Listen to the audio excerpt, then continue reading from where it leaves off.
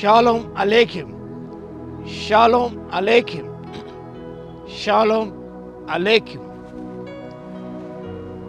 Talk for today's flimsy reasons. Flimsy reasons. చిన్న చిన్న కారణాలు.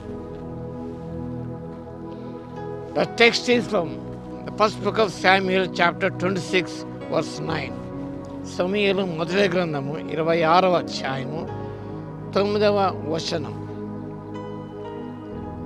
దావీదు, నీవు అతను చంపకూడదు, యెహోవా చేత అభిషేకం నొందిన వారిని చంపి నిర్దోషి అగుట ఎవనికి సాధ్యము. David was being haunted by Saul.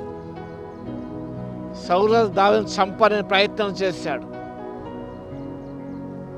ఒక సమయంలో గుహలో ఉన్నప్పుడు సౌలు చంపే అవకాశం దావీదుకు వచ్చింది, కానీ ఏమాత్రం చంపలేదు. ఇది రెండవసారి. అభిషేక్ అన్నాడు, ఈ దినమున దేవుడు నీ శత్రువు అప్పగించిన కాబట్టి నీ చిత్తమైతే ఈయనతో పోటు పొడిచి నేను అతని భూమికి నాటివేతును, ఒక దెబ్బతోనే పరిష్కారము చేతునగా దావీదు నన్ను చంపకూడదు. ఒక వ్యక్తి ఒక షాప్లో పనిచేస్తున్నాడు. షాప్లో పనిచేస్తూ అక్కడ దొంగిలించేవాడు వస్తువులను. Elder person, why are doing this?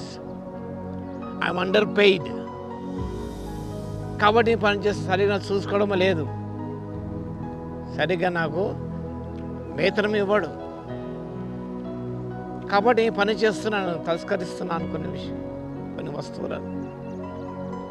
Silly reasons, చిన్న చిన్న కారణాలు. సరిగ్గా చూడడం లేదని చెప్పేసి ఆ యొక్క షాపులను వస్తువులను దొంగిలించడం. అడిగితే చిన్న చిన్న సరిగ్గా చూసుకోవడం లేదు, జీతం సరిగ్గా ఇవ్వడం లేదని. కానీ ఆ చిన్న కాలం చూపి మనం ఎక్స్క్యూజ్ చేసుకోవడానికి వీలులేదు. దావీదు మనకు మాదిరిగా కనిపిస్తాడు. సౌలు తరుముతున్నా, చంపన ప్రయత్నం చేస్తున్నా ప్రతీకారేచ్ఛ దావీదు కూడా లేదు. అందుకే దేవుడు హృదయానుసరిగా పేరు పొందాడు. ఆయన పేరు సంపాదించుకున్నాడు, దేవునితో మంచి సాక్ష్యం పొందుకున్నాడు. There is a reason to kill Saul, because he was being haunted by Saul many a times. But David didn't do that. యెహోవా అభిషేకం పొందిన వాడు అనగా పగ తీర్చుకోవట నా పని కాదు. When you are treated unjustly, it is easy to excuse your own hatred, impurity, dishonesty, and cruelty. But don't give in to the temptation. Like David, do what is right. పగ తీర్చుకోవట దేవుని పని. అది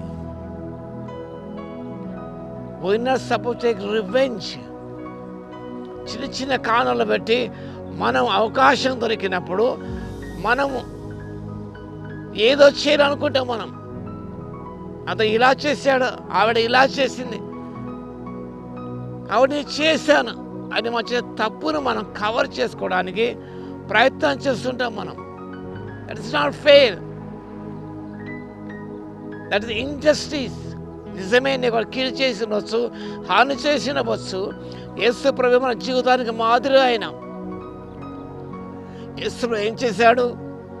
అన్యాయపు తీర్పు పొందుతున్నప్పుడు కూడా న్యాయంగా తీర్పు దేవునికి తను తాను అప్పగించుకున్నాడు.